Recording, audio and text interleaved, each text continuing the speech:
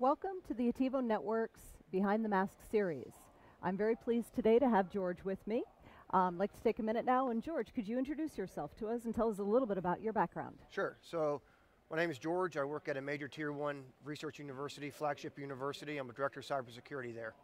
I currently do everything from policy to technology and penetration testing. Excellent.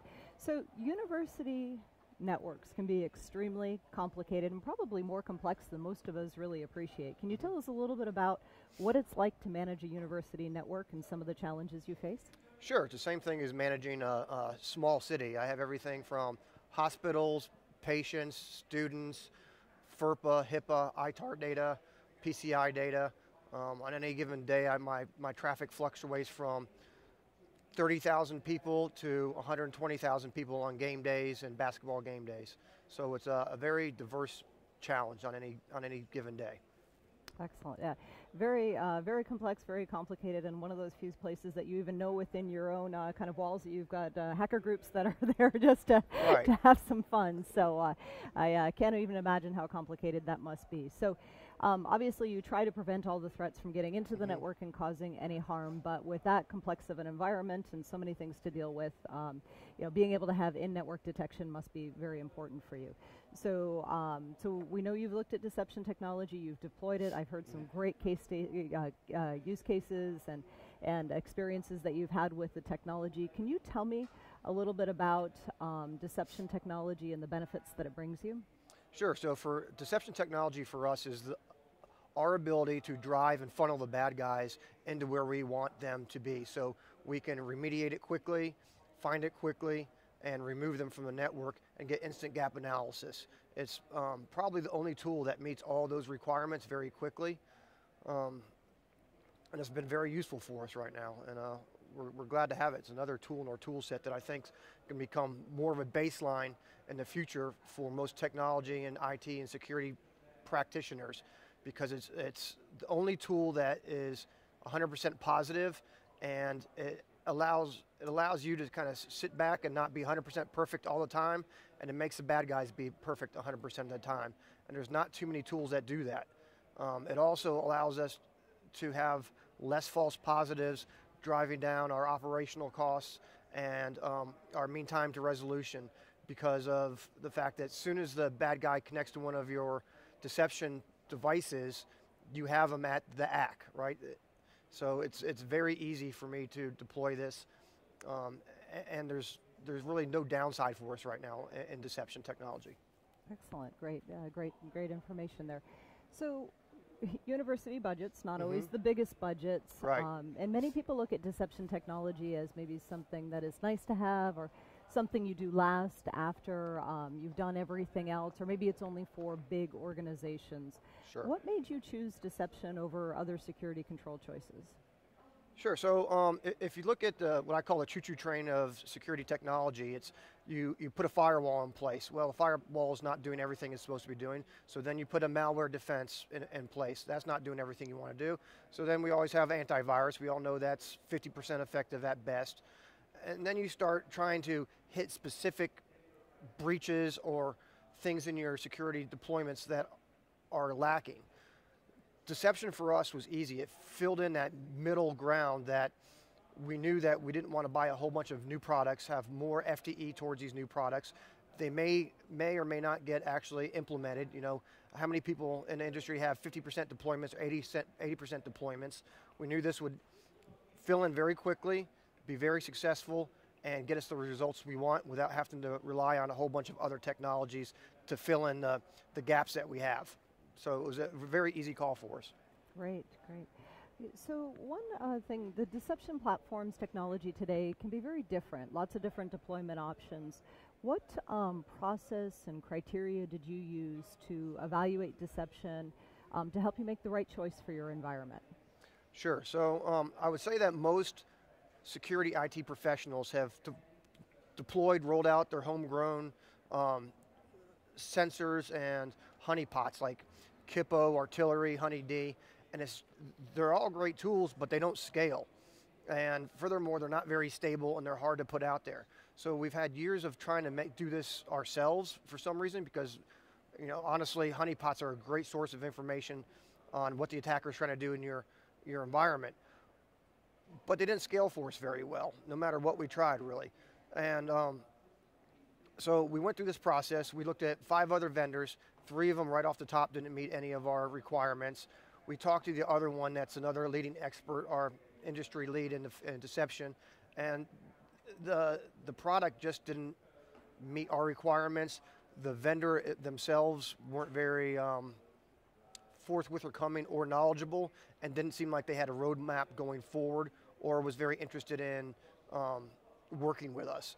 And Attivo met all those goals right out of the box. It was kind of like kind of a Cinderella story. We talked to them and realized that it was a good match for both of us. It was going to be a good teammate, and we decided to move forward. We knew that we were going to probably go forward with this. We talked to other people just to clarify what we were doing. Went back, looked at our current tool sets, and realized that this would reduce a couple architectures on campus that we already had in place, and it would be very easy moving forward. Great, great. So even when people think deception is cool technology, they realize the benefits. It goes back to that budget question. Right.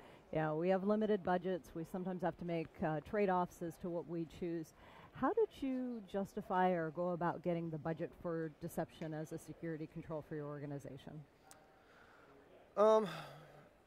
Well, so basically we knew we had some IT deficits over some fiscal cuts over the last couple of years, and we could look at that choo-choo train worth of technology and place things in place and buy a whole bunch of separate things that could take a year to 2 years to deploy, where I could get deception in place very quickly, have instant results, and feel better about going home and going to sleep at night, because I knew that when I went to sleep I had something that was taking place of multiple tools. I was getting gap analysis. The bad guys had to be perfect. My team could come in and reduce risk very quickly, and it wasn't a very expensive product compared to buying 3 or 4 different tools or buying a giant SIEM. It didn't have any interoperability problems, and it just seemed like the right thing to do. And when I pitched it to my boss and my boss's boss, gave them the reasons why, they all shook their heads and were like, yeah, we totally agree with you. It makes sense.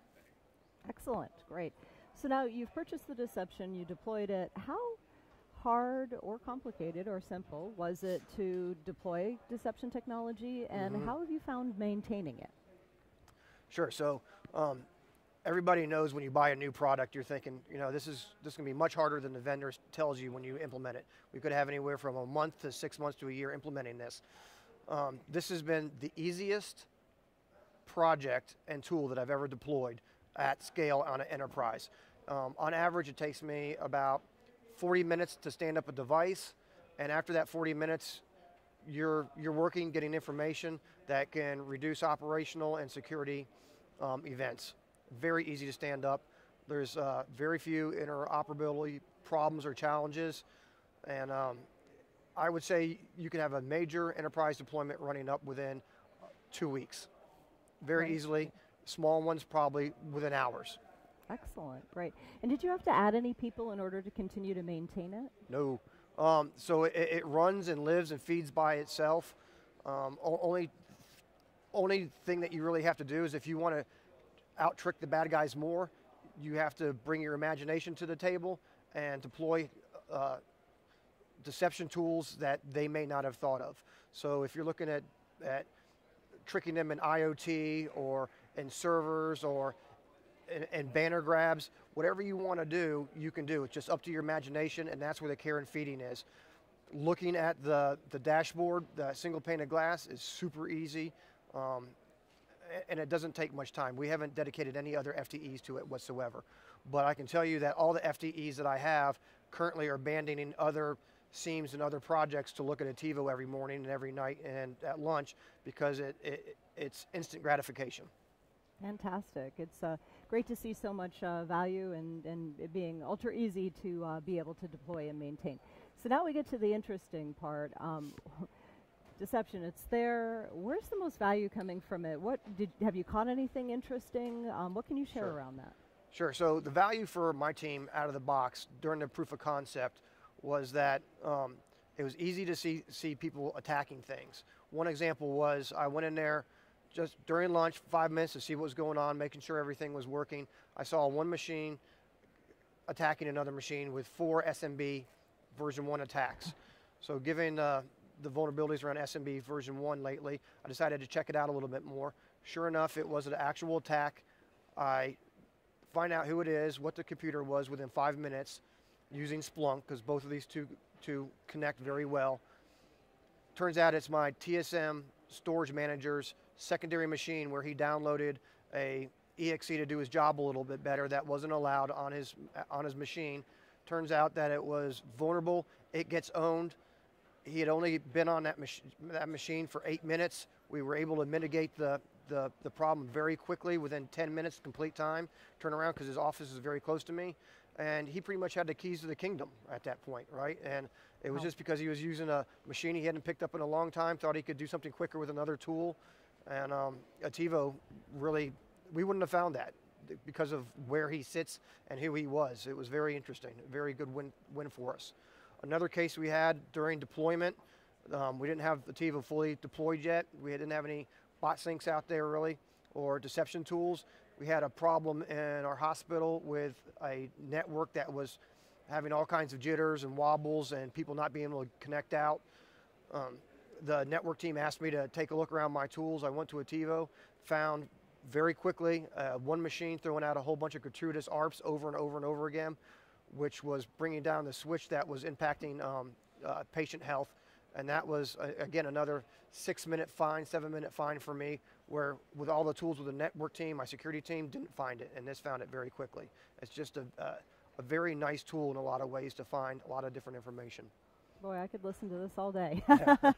These are fantastic stories, and I know there's a ton more, but in the spirit of time, where do you see deception technology heading? And to put a little frame around that, there's a lot of discussions about what should be mandatory controls, and some people structure around compliance, other people structure around their security policies and practice.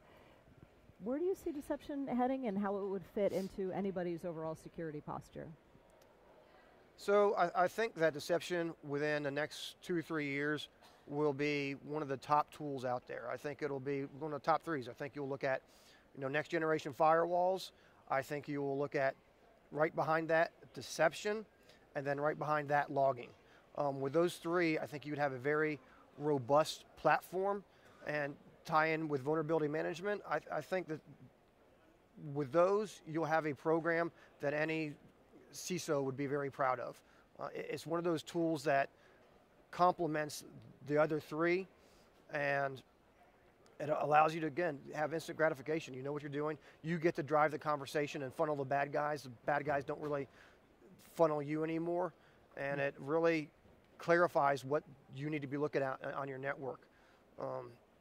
Again, I think last year when I came to RSA, when we went to exhibit hall, we saw deception in maybe 1 or 2 booths. This year, it's probably in 20 to 30% of them. Next year, I assume it will grow even more as this grows out inside the industry. It's the buzzword at RSA right now. Great. Yeah, it has definitely been a hot topic, and we've had a lot of great interest in the presence at RSA, and I think you probably stopped by. We actually had a little fun with that too, and turning the booth that we have there actually into a hall of mirrors, so people could experience kind of the altered reality of a attack environment. So the point was to show that an attacker can't tell what's real and what's fake, and when you wander around those halls, it is a little disorienting to see which way to go. So if you are here at RSA, we encourage you to come by and take a look. No, we're just about out of time here, but I do have one final question to ask of you.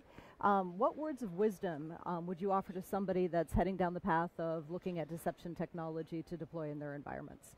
Sure. So I've talked to a whole bunch of CISOs while I've been out here, and all of them, not all of them, but most of them see this as the cherry on top of their security deployments. And they're thinking about this wrong. This is not the cherry on top of their ice cream, right? This is the ice cream. It's the soft center, and it's not some nice little shiny thing that you can say, yeah, I've added this to, this puts me over the top. This is the meat and bones, the ice cream of your security program, if you're thinking about it right. It's your spider web. It allows you to figure out where the flies are inside your network.